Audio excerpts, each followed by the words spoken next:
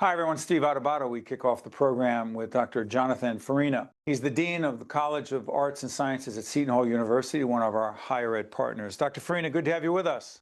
Great to be here, Steve. Thanks for inviting me. For those who do not know, explain what being the Dean of the College of Arts and Sciences at SHU is all about.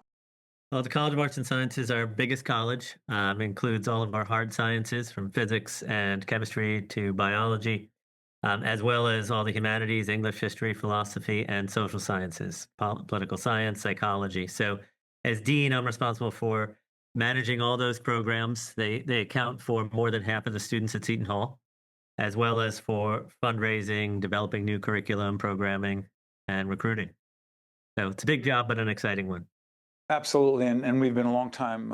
I've taught at the university at the Bacino Leadership Institute, and longtime Seton Hall basketball fan. Yep. Looking forward to a good season. We're starting this right before the season, or taping this before the season.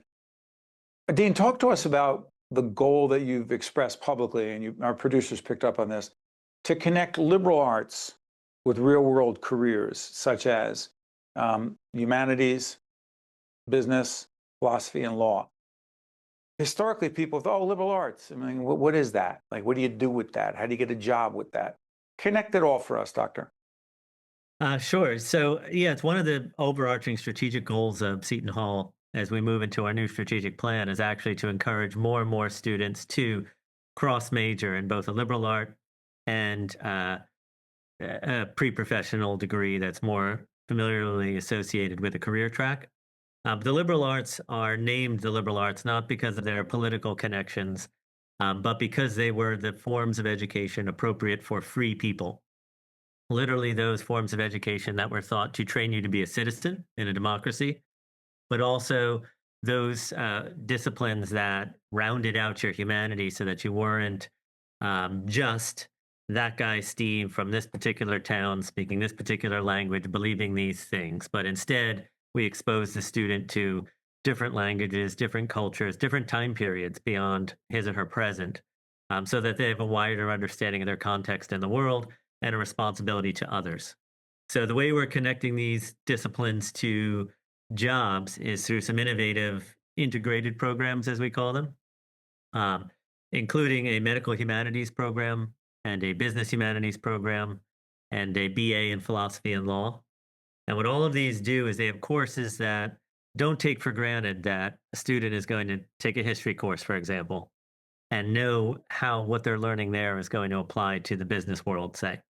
But instead, those classes actually give the students business content to understand and think about together as a historian to see how does understanding the history of this industry or this area make them a better potential business person moving forward?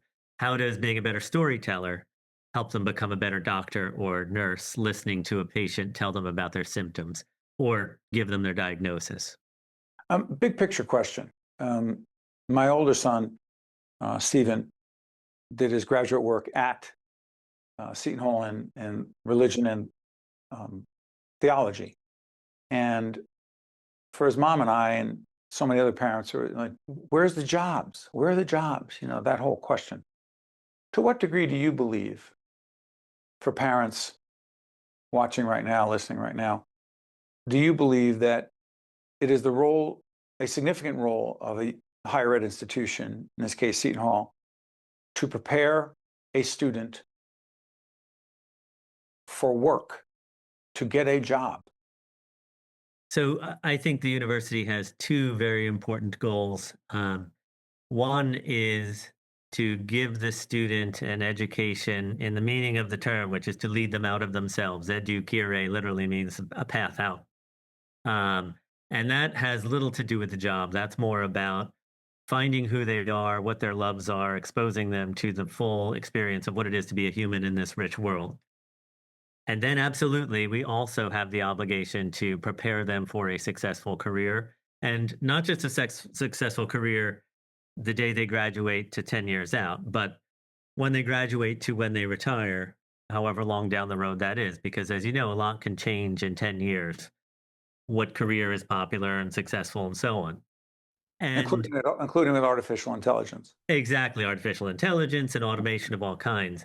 Uh, Key point I always make with parents when we're recruiting is a major does not determine how much money you're going to make. It doesn't determine what jobs you're going to get. They're often connected because the person who wants to be a writer might choose English, might choose to be a writer, which is not a highly lucrative career. But plenty of businesses would gobble up someone who's the English major as long as that student does all the things they need to do to set themselves up to land a business job. That's right. In fact, I think sometimes they're more competitive for those jobs than the business student is. But starting day one, they have to take advantage of all the things the university offers to help them prepare. Absolutely.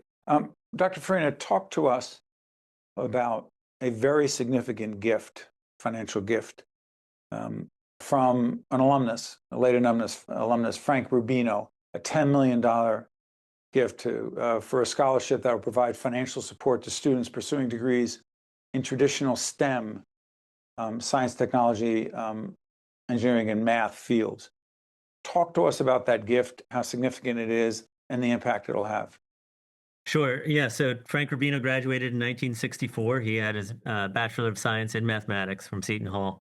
He was also a member of the ROTC and the Math Club, and went on to have a career in the U.S. Army as a lieutenant in Germany. After that, he became an actuary for many years.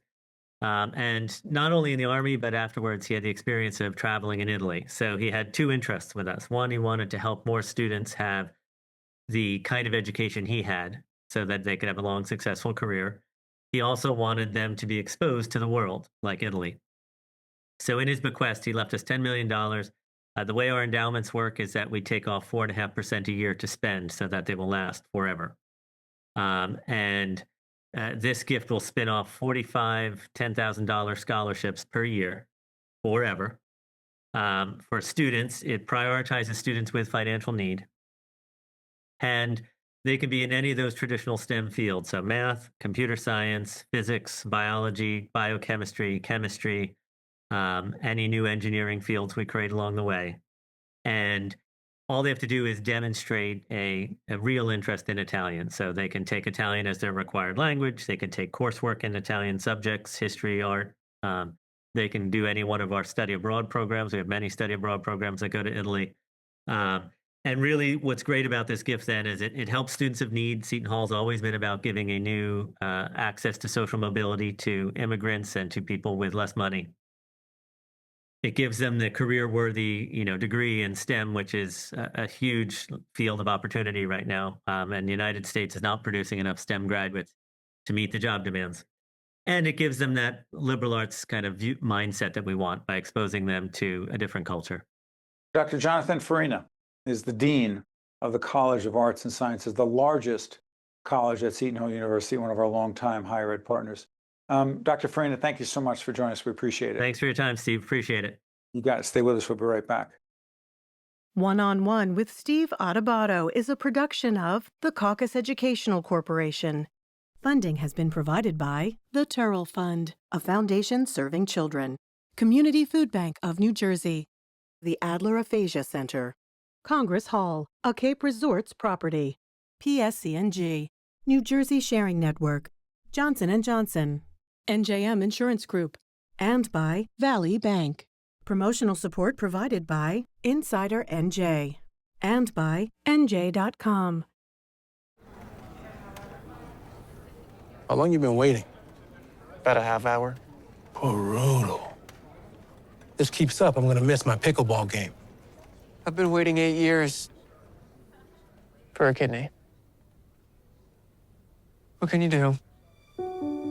Over 100,000 people in the U.S. are waiting for a life-saving transplant.